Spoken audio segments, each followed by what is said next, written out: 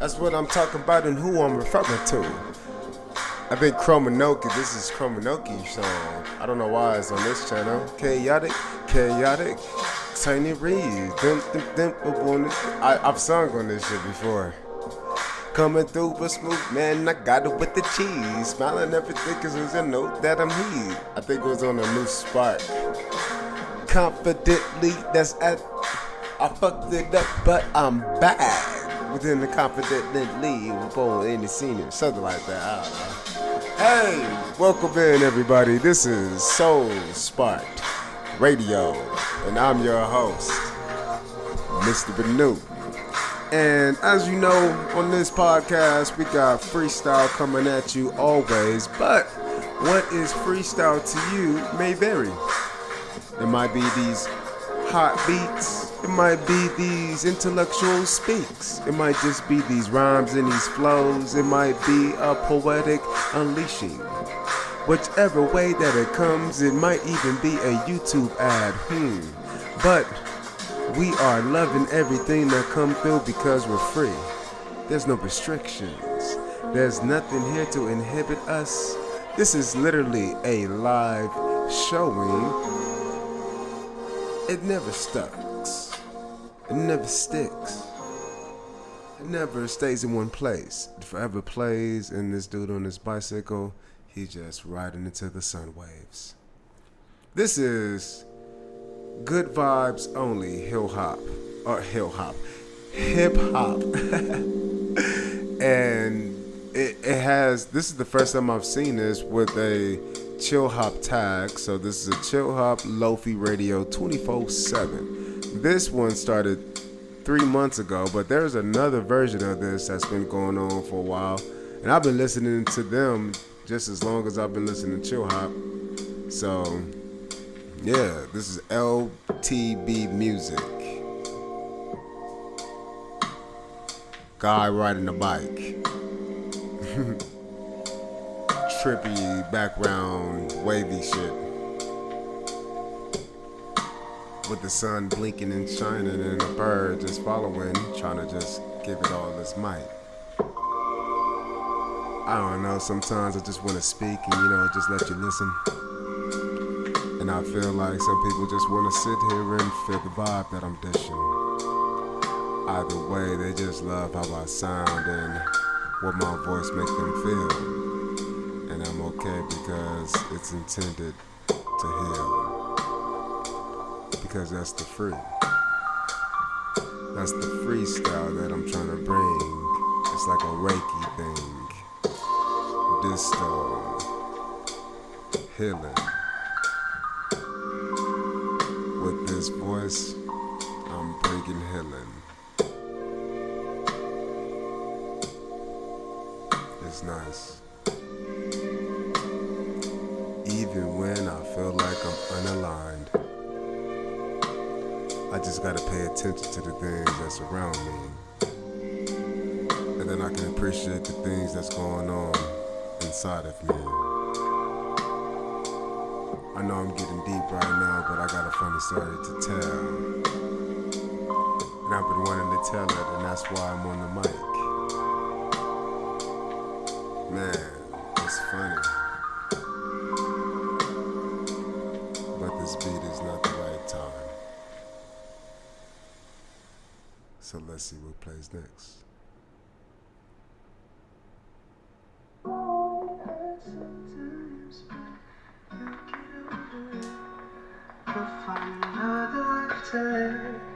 I swear that you'll get over it.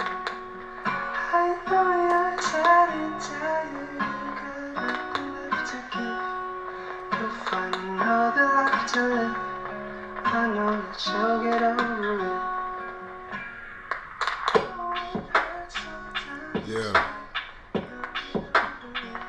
Yeah.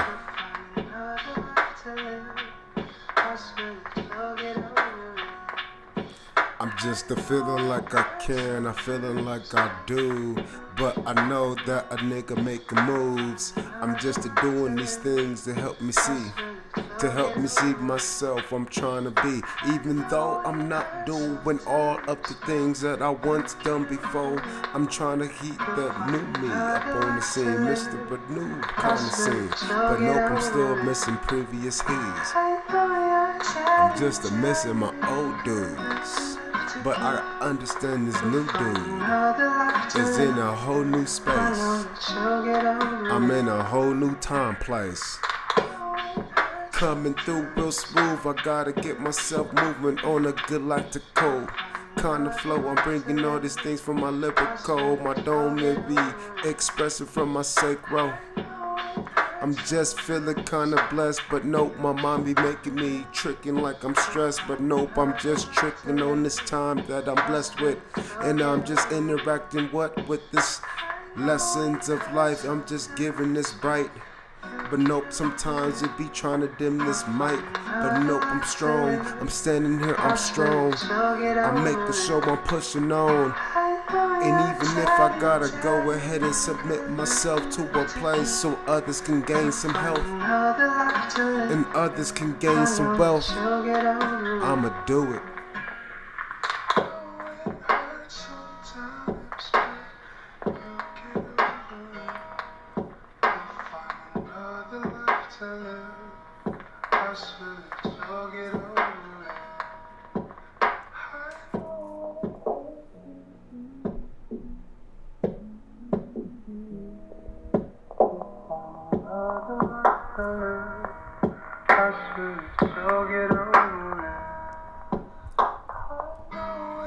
Even if I just do it for me, I know that I'm doing it for more, because I'm trying to be more of me. Future playing past tense though. It's just a future past tense moment. I just know it was coming, so I'ma keep going beyond this past tense, this present past tense of my futures past tense. I hate the way you talk to me and the way you cut your hair. I hate the way you drive my car. I hate it when you stare. I hate your big dumb combat boots and the way you read my mind. I hate you so much it makes me sick. It even makes me rhyme. I hate it. I hate the way you're always right. I hate it when you lie. I hate it when you make me laugh. Even worse when you make me cry.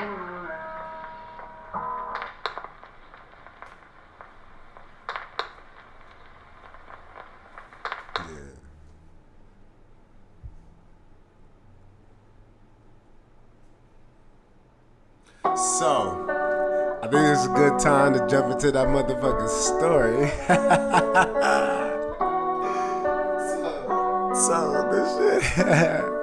this shit, it's a compliment. It's a compliment, so just understand that. At the end of the day, this is a compliment, even if it sounds crazy. So, I know you probably itching to learn the story, but it's funny because like I've already known this kind of shit, but this was the most bold motherfucker I've ever heard of, and it's just been tickling me every time I think about it. It's so fucking funny to me because it's so hilarious as the presentation. So I don't know if y'all know, but I used to be a teacher, and I say used to be because I'm not in the classroom, just in one. So I'm not just your traditional teacher, even though I teach things online and shit. But I'm now a mobile teacher, and that's cool because I get to go help out a lot of campuses. But that's just what I'm doing in this moment because that's what's required to help me build my own inner self-confidence. In other words, I'm moving away from the people who had me, and I'm moving on to people who never knew that they ever wanted me or desired me. And when I show up and I do the things that I already did, but for people who ain't never thought or imagined that this shit would be here, and then I show up with that shit, oh man, that's so grateful. And it's so wonderful when you get out into the world and you can really find that value and appreciation in what you already know you do and what you try not to suppress, for the fear of your boss's egos and shit. Bullshit ass things, but fuck it, I was in the mode. So I'm at that point where I didn't care. So now since I'm doing my own thing at the utmost, right? And now that I know the value that I bring to places, and I'll make sure everybody know that shit too, and they see it, and they be like, damn, alright, cool. We're gonna adhere to these boundaries. They benefit me, they benefit him, it's all cool. This is a pretty good plan. Alright, I'll fuck with your boundaries. So, that means I go to places and I got my thing that I do, blah, blah, blah. So I'm in this place, right? I'm teaching this 6th grade class, and their teacher just left, but she was pretty good because like everything was organized and shit. I guess she just wasn't really good at communicating. That's what the kids say. And then the co-workers was like, she was out of all of them, the kids would try to run over on her the most because she was a nice lady, from what I'm assuming, and how organized she is and how prepared she was and how structured everything is and how it was really laid out excellent. She knows, she's an expert. She's a fucking expert. So this lady hooked it up and I went in there happy, but I'm not like her, so the kids probably was shocked. I'm kind of militant in there. I just expect certain things. I'm transactional is what I tell them. Yeah, this is what I want. I want this. I will transact with this. If you're not giving me this, get the fuck away from me, because I don't want that. Outside of what I want, this is what I'm here to do. And this is what you're here to do. So let's do our jobs, and then hopefully we can get some extra shit out of it, and then let's go home and be great. Some people want to fight that idea, so I tell them like the fuck it is. Hey, don't be fucking rude to me. Don't be rude to your classmates. So that's how I am. I'm just trying to make sure the environment is safe enough for everyone to feel comfortable enough to be themselves. Even if we gotta fight and battle and argue, and not enough classrooms do that, but I do. I love doing that shit. And so it get a chance for kids to express themselves, feel comfortable expressing themselves, because I be making sure I'm a good motherfucking referee for the debate. I be moderating the shit out of the fucking classroom. But this was a great class, and it's funny because out of all the grades I taught, I've never liked 6th grade, and that's the classroom I was in. I already told them, I'm like, yeah, I don't fucking like 6th graders. It just annoyed the fuck out of me because I don't know how to treat them. Sometimes, they act like they big kids, but they actually need to be treated like little kids. And so I'm like, man, fuck you. You think you let the fucking tight? I don't want to deal with you. But I actually went and took the time to deal with them. And this was a rotational class. And this school was awesome. This was one of the best fucking schools I've ever worked at. Ever. They got like so many different aspects about it. They got the kids' laptops that they walk around with, and they have responsibilities placed on them. They got the buildings, they got the track. It's wonderful. If I had to pick and choose a place to call home, out of all the places I've been to so far, that would be great. But anyways, I'm in this classroom. Monday come by, blah blah blah, it happened. Tuesday come by, blah blah blah, it happened. Wednesday come by, blah blah blah, it happened.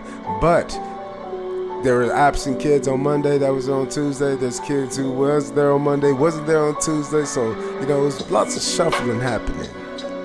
And it's so funny.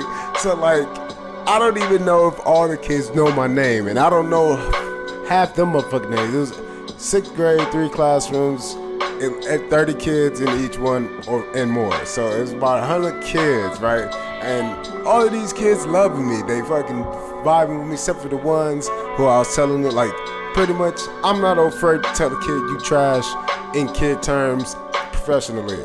You trash, you not, again, I'm transactional. If I'm Quick Trip, this is always my example. If I'm Quick Trip, and you want Takis, you're not about to fucking negotiate the price of the Takis at the gas station, bitch. No. It costs what it costs. What the fuck? I'm just scanning and put the money in the goddamn register. What the fuck you talking about?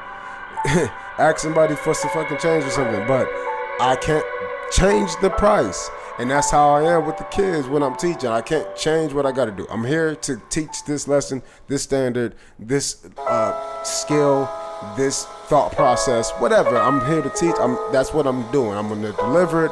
Whether you catch the notes or not, or understand or ask questions for clarity, that's on you. But I'm going to deliver. So, I say all of that to help you understand like how I'm at with the class and in the classroom, and a lot of kids are pretty engaged with what I'm saying. So this young lady was in the class who was there on Tuesday and Wednesday and wasn't there on Monday. And so I lay my spiel out flat on Monday, and I just be like, here it is. This is what I like. This is what I don't like. Here's what I'm expecting. Here's what your parents expect. Here's what you should expect out yourself. And then all of these things should work together. We should have some fun on top of it. Have some extra free time too. So all of those things normally work out if we work together. And I normally tell classes my favorites. I'm straight the fuck up. I like my homeroom. And then we had an intervention class where kids would come in mixed up from all different places to learn a skill. And that shit is awesome. Again, I never seen no shit like that. That shit was awesome. They had an exploratory version of that too. And then they had a STEM version of that as well. And all that shit was tight. They got a SEL section, which I love. To have all of that shit, it was so tight. And then they still had specials. So this was one of the tightest fucking schools I went to, which is why it's even funny that like when I'm telling you about this student, it's funny because like it's a straight up compliment. So if you like my voice, you like how I sound, and you like how the things just come together, you might find that to be attractive, right? And if you feel the vibes that I'm bringing to you, you might like the energy that I'm bringing. You might find that energetic field attractive. But you're not seeing me in person. And you're not seeing me do shit, because when I'm in person, I'm normally chill. But when I'm doing shit, I'm absolutely not chill. Intense as fuck. So you really can't like understand me unless you've seen me, feeling me, and interacting me in live action in person, right? And what that boils down to is an attractive motherfucking visual. It's all nice. And because it's nice, you can either say, ooh, this is tight, or fuck that nigga. And I've seen both. I see it all the time. I see it. I get it. I used to be sensitive to it, but I don't care about it no more, because no matter what, how many fuck yous I get, there's more people that I help. And I just gotta look at that. Big ups to Redman. Redman got a song called I'll Be That. Shout out to JZP for bringing that to me. But I'll Be That is tight as fuck. He say, every time I be... Oh, wait, what he say? My middle man, he said something like, I can't even remember right now. But he said something like, my middle name must be fuck you, because every time I walk down the street, motherfuckers be like, fuck you. And then he'd be like, I'll be that, and I'll be that, I'll be that, and I'll be that. And then he got some girls going on. They be like, his middle name must be he ain't shit, because every time he be on the block or some shit, bitches be like, he ain't shit. And then he say, Redman, I'll be there, and I'll be there, and I'll be there, be there, be there. That nigga goes crazy. Fuck you. So I've learned how to deal with all that envy and shit, right? And jealousy and haterade and all of the bullshit that comes with being in a job, because motherfuckers want to adhere to a culture or whatever. Fake motherfuckers. Bullshit fake fucking people who know how to be fake together. Fuck all of y'all niggas who do that shit. Why? I don't understand. And then you're trying to give examples to the little people? Fuck you. You're teaching these young kids how to be fake, you motherfuckers. Phonies, bitch ass motherfuckers. Angry. But that's okay, because there's a lot of people like me who are going out here and really trying to inspire the kids, expire them, yes, extinguish the egos of their traditional bullshit teachers, and then open themselves to the self-taught, and then the facilitator, me, and how we can help them tap into whatever outside external force they need to tap into, whether that's community, religion, spirituality, family, whatever. That is what we're supposed to do as educators, and that's a high class term versus a fucking teacher. Fuck teachers most of the time. Because most teachers don't give a fuck, and I understand why, but the problem is you don't give a fuck about yourself, which is why a lot of this shit happens, and you're not understanding who you are inside the system. And because I've been really working hard to adhere to the system, I know that I break out. And there's other people who do that shit too, and they eventually leave and do other things because they have that exponential potential. But my idea is to take those people with that exponential potential and put the motherfuckers in the classroom so people can experience real life, that experience shit. Let's put the real world back in the classroom, because guess what? Who gives a fuck if you got 15 years of fucking experience in your field when you have no concept of theory or understanding of the next generation? You can't communicate with the next fucking group of people you need to sell to. So you should go and learn from these motherfuckers. And guess what? You can not learn them too. You can learn the structure that they follow, which we call psychological development, physical development, psycho-neurological development, emotional development, progressions, IMGs, present moments. Which brings me to the present moment that I'm trying to express. Y'all probably don't even think it's funny no more because y'all like been waiting and shit. But it's been a trailer. Haha. I've been anticipating. I've been making you understand that the shit that I'm laying is something that will be worth the phrasing and the saying. Alright, so I'll just get the fuck into it, I guess. Nah, I'ma hold off and play some games. Toodles.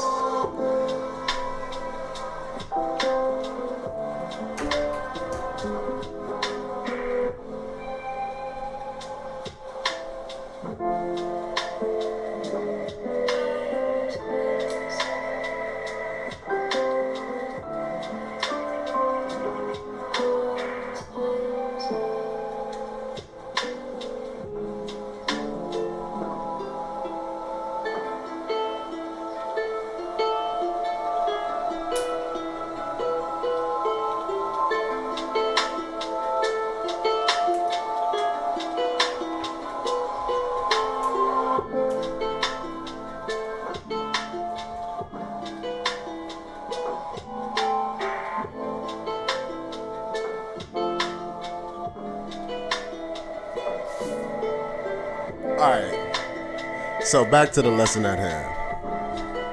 The reason why I went on that long rant, yelling at teachers and shit, is because I'm fine. It sounds crazy, but because people treat me a certain way and I treat them a certain way, it irritates certain people. Because they try to treat certain people that same way, but because they don't treat themselves that way, it doesn't come off as the same. And I make people feel the difference because it's deep in me and it's strong when it's felt externally. Guess what? All the goddamn smiles that you seen me bring to people, I bring to other people too in different places who are not like you at all whatsoever. So the variety of people I reach is fucking staggering to me. So it's funny when I'm about to tell the story. That's how it kind of work out. Alright, so here's the story. Hold on.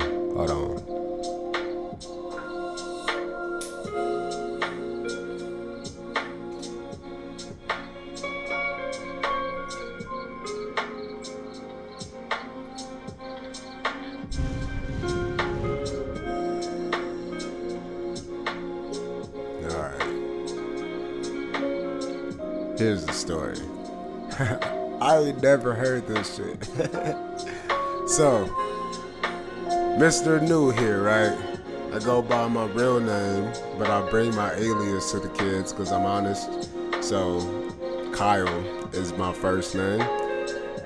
Henson is my last name. Mr. Renew is for you on this podcast. And then Mr. Kyle Renew Henson is my author's name. So when I tell the kids I'm Mr. Henson, you call me Mr. H.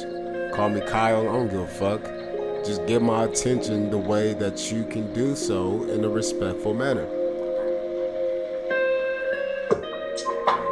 With that being said, people call me Mr. Henson, people call me Mr. All of this shit, right? But ain't ever in my entire 12 years of being in education have I ever once heard some motherfucking student call me potential stepdaddy.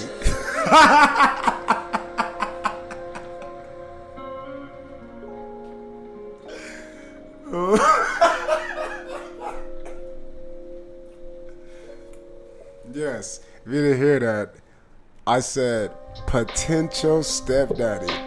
This girl in my fucking class raised her hand, was like, hey, my mama would think you was fine. You could be my potential stepdaddy. She said you could be my potential daddy. So I guess that's how a 6th grader told a teacher that they're attractive by saying, my mama would think you fine. You should be my stepdaddy.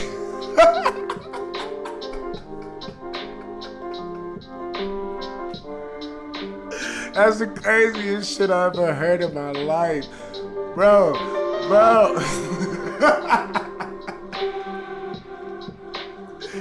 She would be like, stepdad, dad, all kind of shit. I would just be like, what the fuck is going on? and then there's another one that popped up and started doing the same shit. I'm like, what the fuck is going on here? Alright, yeah, whatever. Sit your ass down and do your work.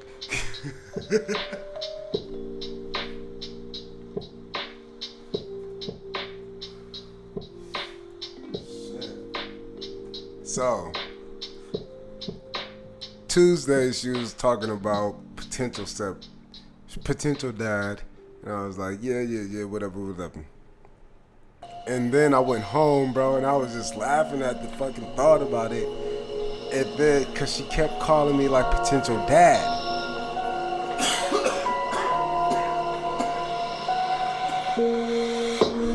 And then when I was at home, sorry. When I went home and I was thinking about it, and when I realized she kept saying potential dad, I was like, well, should you skip the step?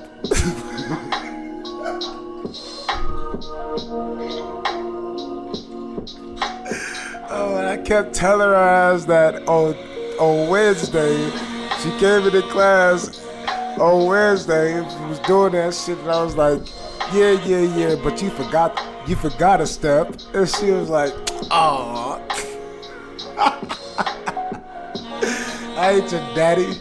If anything, I would be a motherfucking step in between us. God damn it. And then it's so funny because as she's using it, making a joke about it and all of that, and everybody hearing there like, what the fuck? Right? Everybody is just confused, but at the same time, as people are in there like, whatever, I get it. He tight, but like, what the fuck? But anyways, it's funny because when I made that comment of like, you forgot the step, it's just like, oh, I had to use that shit in the future because she kept getting the fuck up out the class. Apparently she had a little boyfriend in the class. She's over there trying to go hang out with the boyfriend and shit. Cause this is at the end of the day.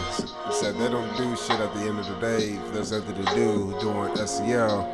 And, oh, I guess I kind of fucked up. Anyways, we learned about some other shit.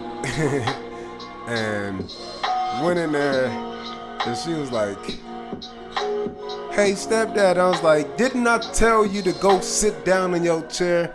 Don't call me your stepdaddy if you ain't gonna be listening. And first of all, I don't even know your mama. She can't be claiming me. You can't be claiming me neither. So sit down, listen to me, and show me your mama.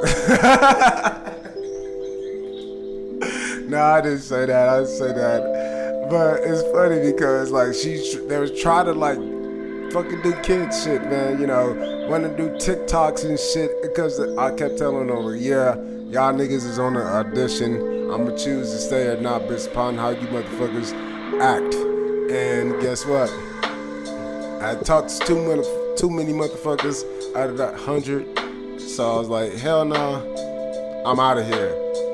Make sure you value what you can at this moment, cause it's leaving.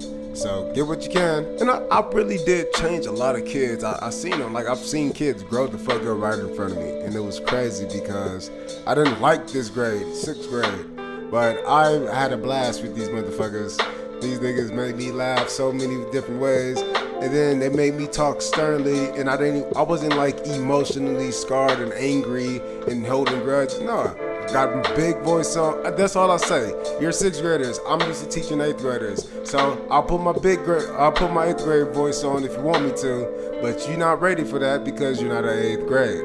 And that's what it is. When you talk to 8th graders, you gotta talk to them like they're adults. And that's what the business transaction thing come from. Hey, look, we're here to do a job. I don't want to tuck in my shirt. You don't want to tuck in your shirt. I don't want to wear these khakis. You don't want to wear these khakis. That's cool. So let's just do it together and be a team. This is what we gotta learn for today. I'm gonna teach it. You're gonna practice it, and if we got some fucking free time at the end, we're gonna just enjoy ourselves because fuck it, we did the school shit. Now we're here as people. Let's just be people together, and we talking, we hanging out, we asking questions, we just enjoying our time maturely. We're not being too loud, we're not fucking being crazy. All of our work is done, turned in the right way, and we're being an effective motherfucking team and organization in my goddamn classroom.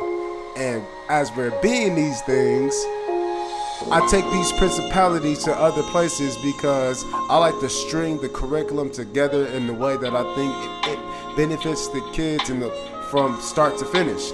And because I'm sewing this shit, it's literally braided already together. You got your English, you got your math, and you got your science. But what is lacking is the science, but more so is the scientific understanding, even with the experts, because the experts don't understand the English and the math in the way from those points of views. The science is close to math, right? But then science articles are written, and not a lot of people are familiar with the writing shit. And I like the writing, I like the science, and I like the math. I don't really like the reading part of the English shit, and then I don't really like all of the calculations of the math shit. And with the science, I don't like all the exact structures and slowness behind all the exact variables. So I like shit and I like parts about it, and then I like the shit and I don't like parts about it. That is the cool thing about it, because there's always that duality,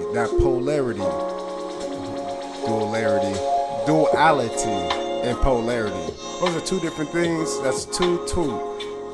That's an X inside of a square with a cross in between.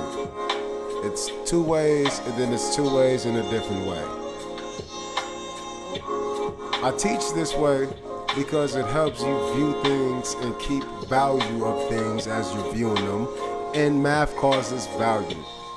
Life calls this filling things up, spaces, measurements and cooking. Chemistry calls it containers, like cups, flasks. But we are those same things. We get filled up with energies that are polarized. And all of those aspects that I'm bringing to the kids are braided together versus most teachers bring each individual subject even if they're self-contained. They like what they like. In other words. But for me, I went and learned the shit that I didn't like. And there's still more shit that I don't like history. History is boring as fuck to me. Not the history in the sense of what we're learning, but the writing part of history. I don't want to write papers on history. That's just boring as fuck to me. But I like to listen. I like to learn about it. I like to watch videos on it. I would have discussions about it. I would listen to you teach me about it. But if I had to write a paper on fucking some historical time from event, man, fuck that. But I had to go and learn it, and then learn I didn't like it, but then learn how valuable it was, even though I didn't like it still. So I can appreciate it. Yeah, that's some real ass shit, not for me. That's how it is. But you have to view it as that because there is value in the shit that you don't like. And I didn't like teaching 6th graders. They annoyed the fuck out of me. I keep saying it because that null zone, and that's a beautiful space, but it's an even number. 6 is an even number. And because of that, I don't like that. That's dual with no interaction. That is, like, to me, that's the devil. It is absolute separation, absolute. And absolute values are important because that's saying I'm choosing to look a certain way. That's a choice made in psychology, but in math class, this is a positive number. That's progression. Excuse me for a moment.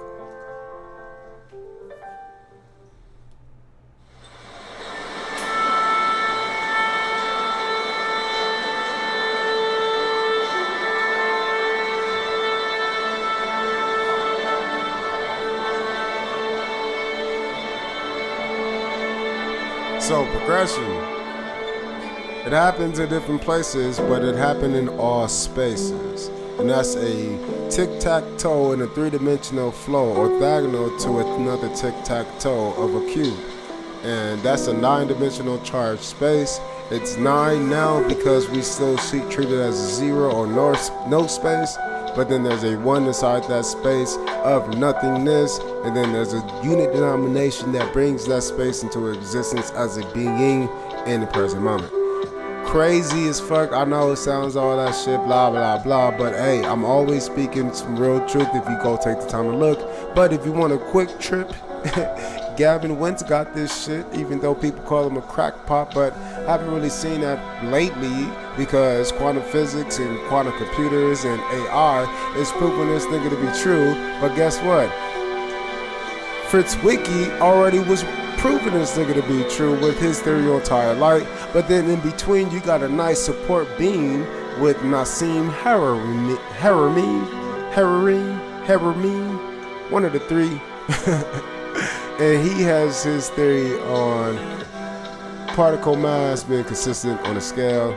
And then the final fourth piece to this puzzle is Michael something. And he has the idea of geometric light, which comes in the form of a tryon ray. And this tryon rays and other shapes come in a neutral form, an exhaled form, and an inhaled form, just like breathing and anything else in a dynamic flux, similar to personal training when you had an endomorph, exomorph, and a mesomorph, body type and frame.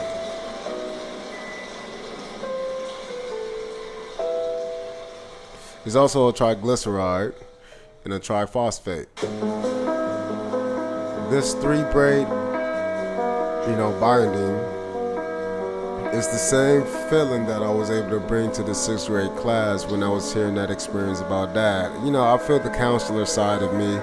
The school counselor side wants to help the girl and shit, understand the masculine energy she's searching. But, of course, the funny comments is there, so I gotta just vibe with it because it is funny. I ain't gonna deny the laughter. I'm gonna enjoy the fucking funny. I'm gonna laugh. I'm gonna make sure they know it's funny. And the cool thing about it is, she told her mom. I don't know what the fuck her mom said in response to it. I don't know how she feels about it, but the cool thing is, she told her it's open, so she has a good connection with her mom, and she's developing a good connection with me. The whole class was, they were adopting to me. Like my first time getting into the teaching experience again, I went to a school and I was a long-term sub, and then I eventually stayed there because I liked the school and I liked the kids. And then I got a chance to roll up with the kids from teaching in 7th grade. Now I was able to teach them in 8th grade too, and I really appreciated that because that second year I really got a chance to dive deeper into them, and they got a chance to dive deeper in me. The scores and shit excelled because my concepts was able to stick, be verified, and then expanded upon because it was required by the new grade level. But the cool thing is, they already was prepared, and because we were practicing that shit, it happened. Ooh, that brings me to another motherfucking note. I struggled at my last school in my mind, right? In my own mind, when I was actually on contract teaching in the classroom, because I'm so unique, but I'm structured, and I know what the fuck I'm saying, and I don't give a fuck if you don't agree with me. I know what the fuck is right, and I'm showing what's right. The kids is showing me they right. If you took the time to know it was right and did it, you do it, but you lazy. You want to be fucking lazy and not learn the hard shit that you don't know because you don't want to feel like a fucking fool, teachers. But you gotta fucking understand that shit. It's okay to learn some more shit. Nurses too. Learn from the people you work with.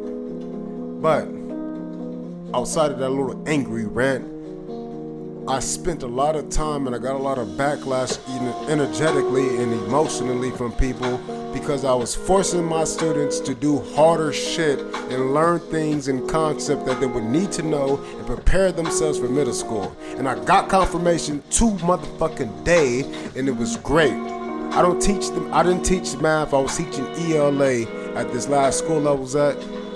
They had a science teacher and a math teacher. And the math project that we're doing for STEM was designing a tiny house and a traditional home. And it was cool as fuck because guess what? They were using area and perimeter to teach and drive that project's lesson. And those were the skills they needed. Here's the fantastic part. The fucking papers they had, the exact same assignment, I used that shit because I got it from Teachers Pay Teachers, and I used it for my fucking 4th graders. Hell yeah! Either these niggas are doing 4th grade work, or my fucking 4th graders was doing 6th grade work. And they got it. They got all of that paper, no problem. They even did a harder level where they had to design a fucking mall, not just a house, one single unit. No, a big ass building with fucking upstairs, downstairs. You're required to have these different things. You had to research what the fuck malls look like, do some economics behind it, choose what kind of stores and fucking brands you wanted in that shit. These fucking 4th graders was getting down. And because it was so complex and hard, the idea was experience. If you don't fucking believe me, they needed to go through these things of building, growing, creating, changing, failing, growing, changing, failing, growing, changing, succeeding, doing shit unbelievable. Notice, hard shit at the beginning, unbelievable shit at the end, immense success. That is the change from negative into positive. But you gotta go through the negative to get to the positive. And the students taught me that. I had to go to the negative notions in my mind. I got a good experience. These kids responded to me like the young lady.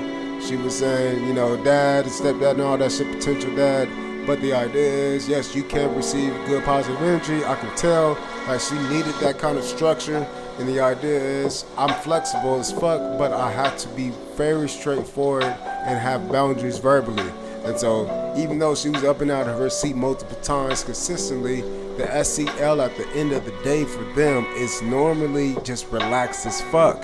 So it's like an hour for them to just chill, relax, do some lessons that are simple, but it's really they're interacting, talking, and being social. And I love that. But because of that, you get a little wild, you know. But I like that shit because I don't mind saying bringing it down and all of this, and then letting it go back up and bringing it down. But that's why I mentioned throughout the actual school day, I don't like to fucking repeat myself. So pay attention to what the fuck I'm saying the first time. And normally kids be engaged, pay attention, and then they realize, oh, this shit kind of tight. I'm thinking, I'm changing how I'm thinking. Oh yeah, make me. I'm questioning shit. I'm stimulating the critical thinking muscle by making them critically think, making them think about things that seem irrelevant, and then being able to masterfully string that shit together into a wonderful Mobius strip, and then automatically teach them that they just learned 2/3 of something that they were just interacting with. They know, I always teach this. This is what I call the 2-to-1 ratio.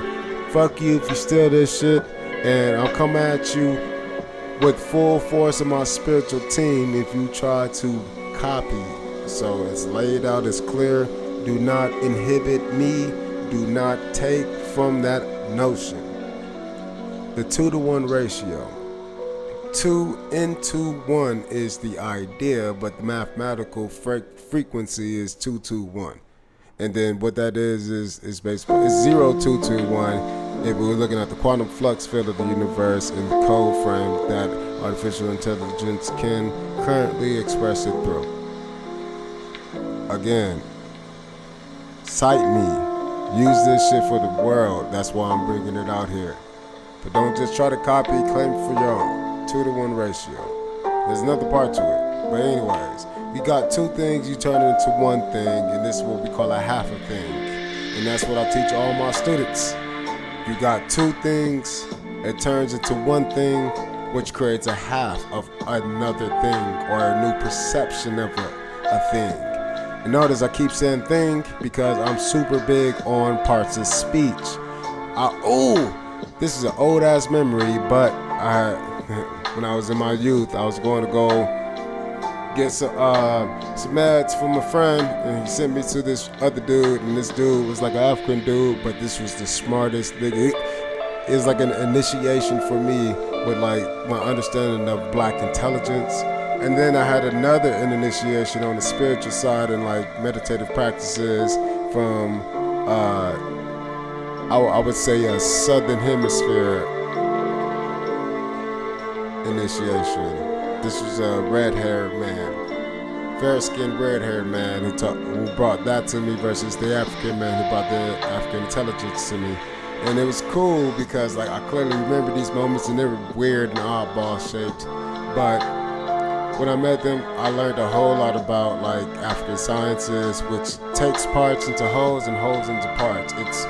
It's doing two things at once, and because it's doing two things at once, it's just doing two things twice. It's how we can understand it in like the colloquial understanding, but in the African vibrational understanding, it's two things twice. You know, I done did it kind of thing. And when I have this application applied in school world, I automatically create the notion of duality. If you have up, automatically you should know that you created what we call down. And then if you got left side, then you automatically know that you got a right side. If you got the top corner, then you got the bottom corner. You know, if you got the left side of the world, then you got the right side of the world. You got big planets, then obviously you must have small planets. If you got a macro world, then you must have a micro world. If you got a good microphone, then you got a bad microphone. Any duality is created based upon the identity that one places upon its observation. And you must state and clearly make known and verbalize that you are aware of the opposite. If not, then the notion remains only a half-truth. And this is what people do with themselves. They tell themselves a half-truth, believing this to be the whole truth, but then they're missing out on their own truth, which means they're only getting a quarter of the whole truth that they're seeking to express. But no, if you can understand the two first, and then you can change that two into a new value, then you got the third that we can see in this world, and then you can express your own self as the fourth, creating Pandora's box, because it's looping in the physical world, but your perspective about what is looping can be expressed differently, which gives us a peer review.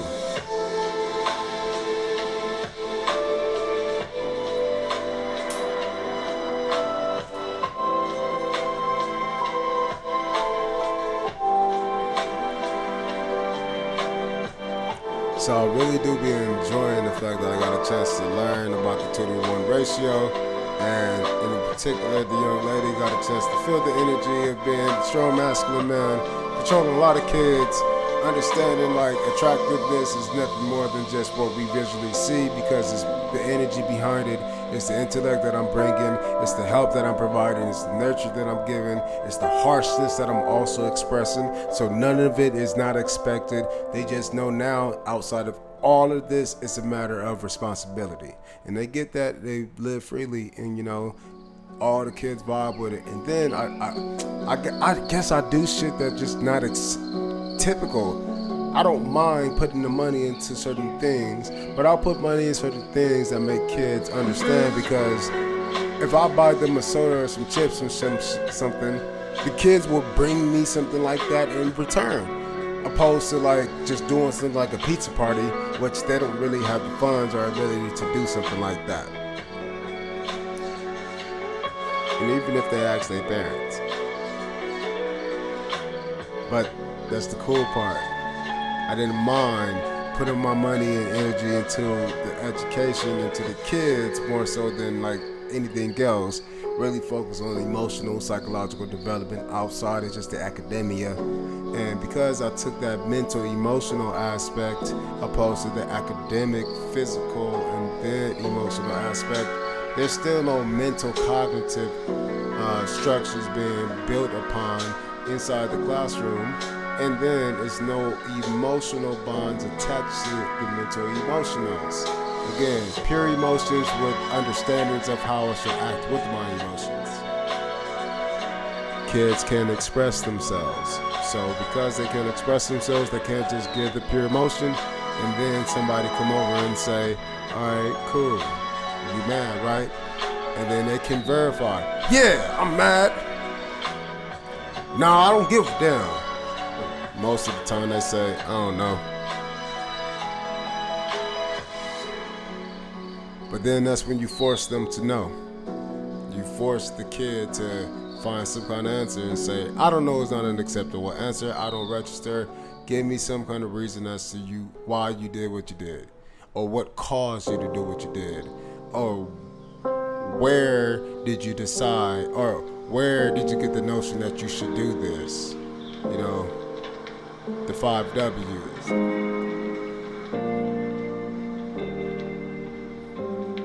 Once they do that, they can get the details of their own actions, and they can provide themselves with clarity. And then they can start building that clarity, because it feels good to like not just be in trouble when a teacher is talking to you or calls you over, and then he gets mad at you for not actually trying to help yourself and just accepting a punishment. No, I ain't punishing you. Don't say that again. Answer my question. That's how I'll be. I'll be like that. Because you'll understand, whenever a kid is in the presence of an adult, the Peanuts gang happen. If you know what I'm talking about, Peanuts, Charlie Brown. Whenever an adult come in, you never see their face, and whenever they talk, all the kids hear is womp womp womp womp womp womp womp womp.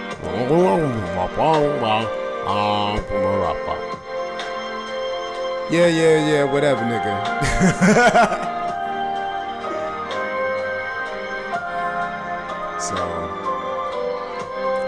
good to be strong and firm with kids, but the way you do that is not to control them, it's to control yourself. Provide context as to what you are accepting and not, and then put it into your lesson and say, okay, we're learning about main idea, central idea, core idea, themes. Alright, this is how we enact in the real world. Use real world examples, let kids be kids, tell them you're in trouble now, make the trouble a little trouble, but make it sound like it's big trouble, and then eventually you'll get trust, you'll get self responsibility, you take self accountability into a court now, and then you get inspiration in there, and then you get kids speaking about things because you move differently, because they can see their friends and their classmates that they may or may not like behaving differently and responding differently, and then the way you break things down educationally, it makes more sense because you take time to connect it to them personally, and then you get kids involved saying crazy shit, and then you laugh with it and say, all right, cool, we warm or we hot, versus we cool versus and cold, and then like we get a chance to see how to shift our emotions behind it, and then we challenge them, give us some hard shit, and then we give us some easy shit, and then you transition with a brain break,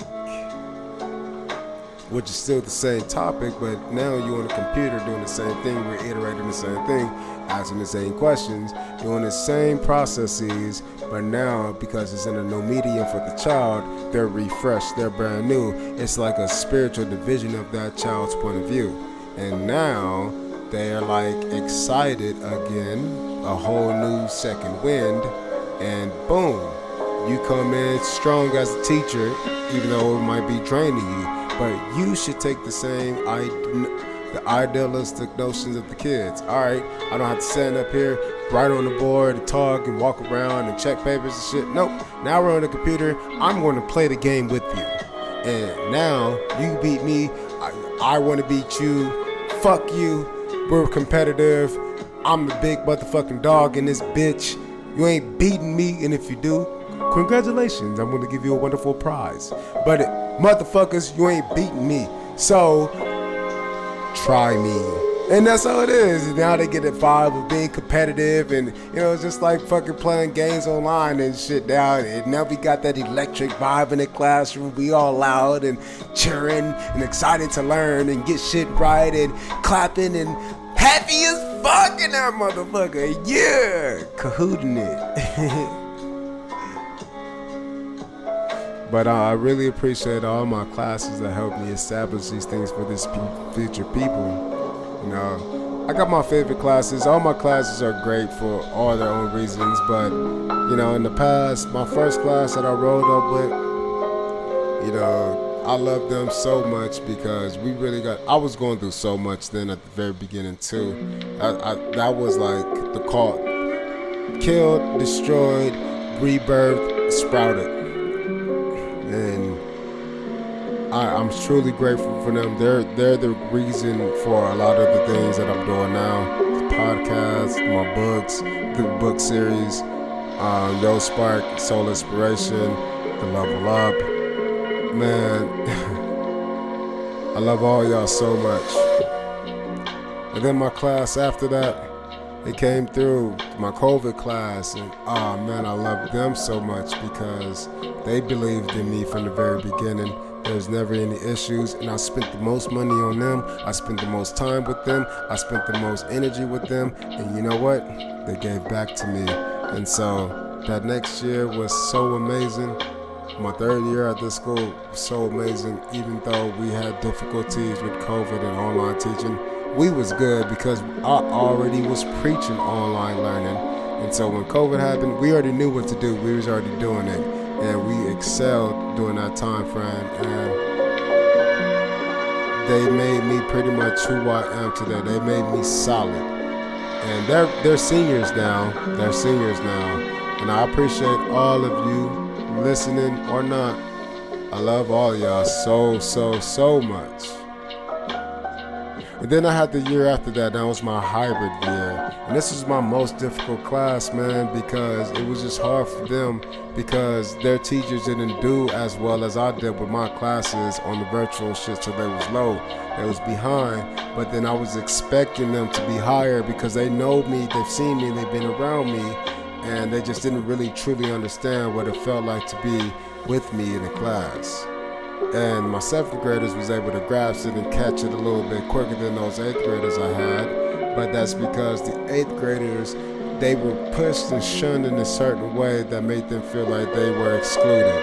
But they had so many more benefits, and I know they're going to see that later. But it was hard for me because my staff, my co-workers and shit like that, they were doing me dirty.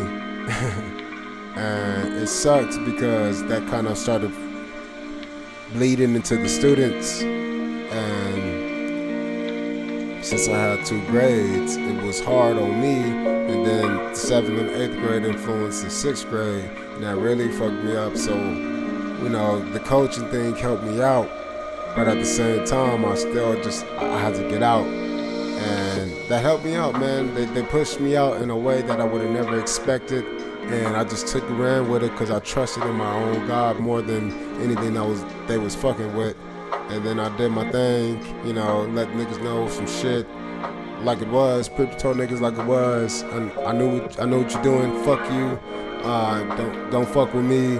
I got some shit for you if you want to keep playing, kind of shit. And I just left. Then I went to a new place and it was better, but they were fake because they were bigger. So they had to be more political and shit. But I hated it because there's so many easier ways to be politically correct if you're authentic to yourself. You just naturally place yourself into a certain space, and then you don't have to fight to be in a place that don't even need you or want you. So after I had my struggles with the 8th graders, I got a chance to go to this other school that was bigger and faker, but it was better for me because I went down a level until 4th grade. And I already knew because I would always talk to the 4th grade teachers when I was at the other school, because again, I was trying to learn all this shit so I can help my kids.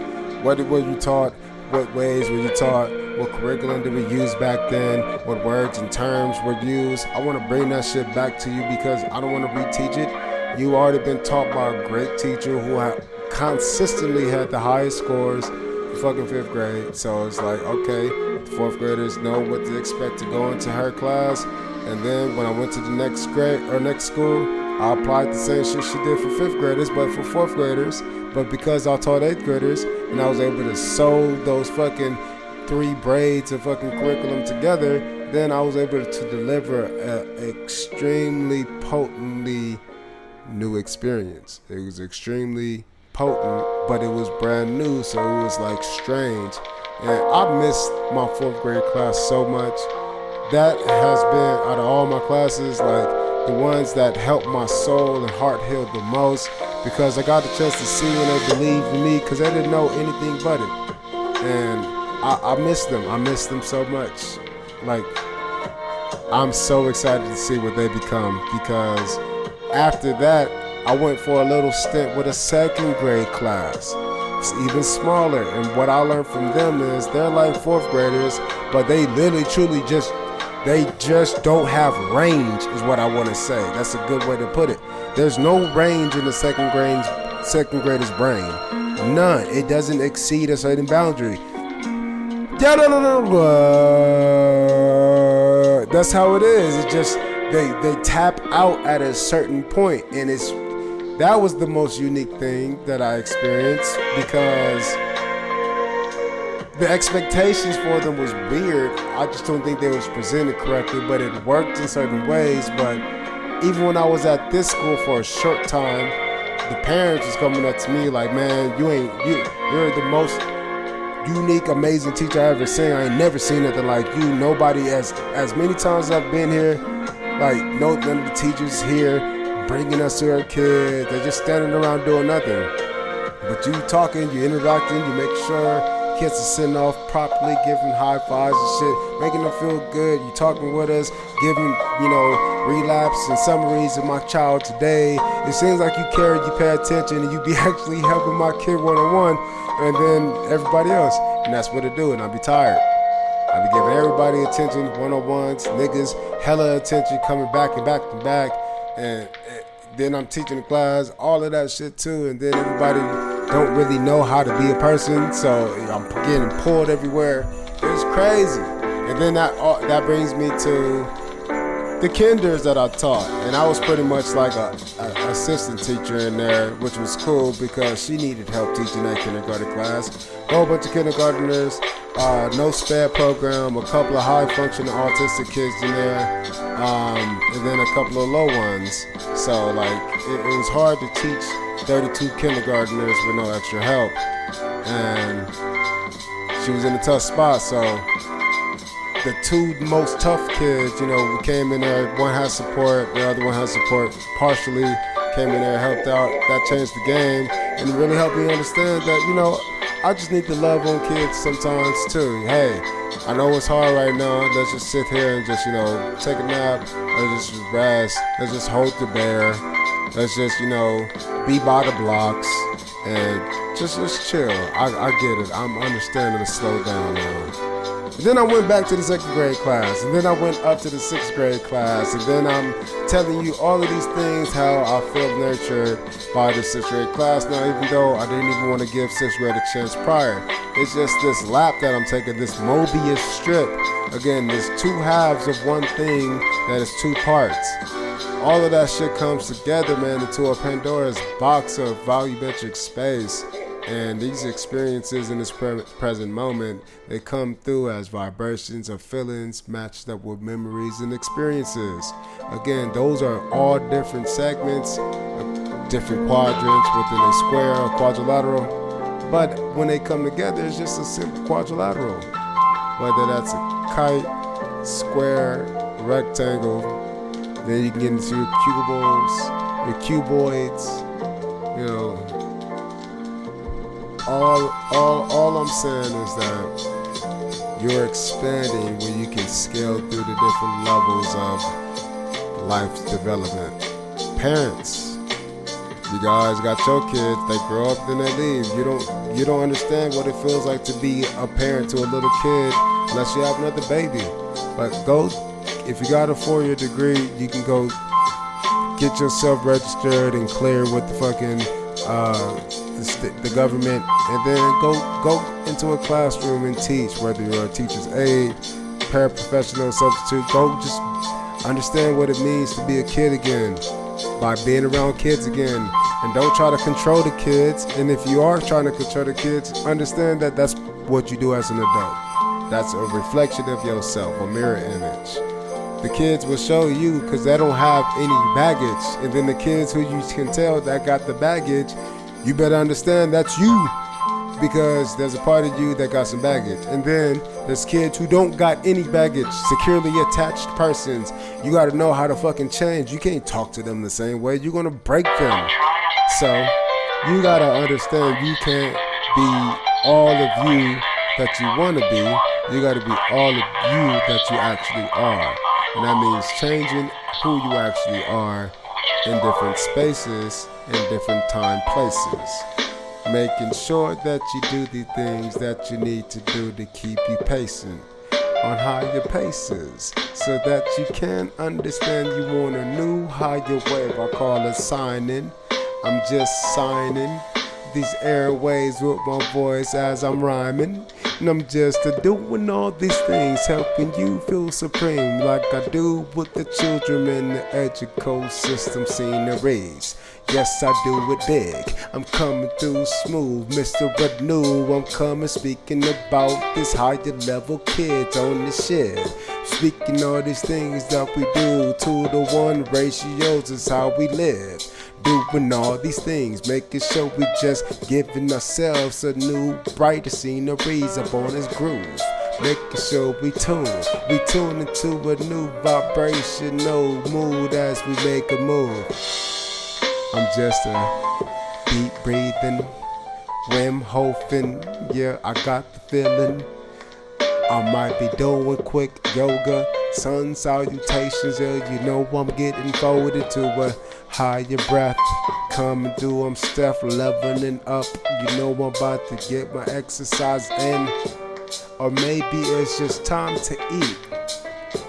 Or maybe it's just time to listen to debate kind of sceneries, some new shit. Or maybe I'm just talking to my crew and shit. Or maybe making a new old age in this groove as I make a blog or two. I be doing all these things. I'm making sure that the kids is living life, exceeding all their dreams. And then I do it on a reflective scene. I try to see myself up in their dreams. And then we can be more. Yeah, I like that. That was a good little vibe. I'm getting tired, man. So I'm about to go eat. And then I'm gonna relax and chill. Feeling good as I end this segment. But this beat sound kinda tight, so I think I'm gonna let it play as the end of the segment. As it go and go, feeling like I'm on a chill hop kinda road. But no, we ending this phase, so here you go. The time lapse is made.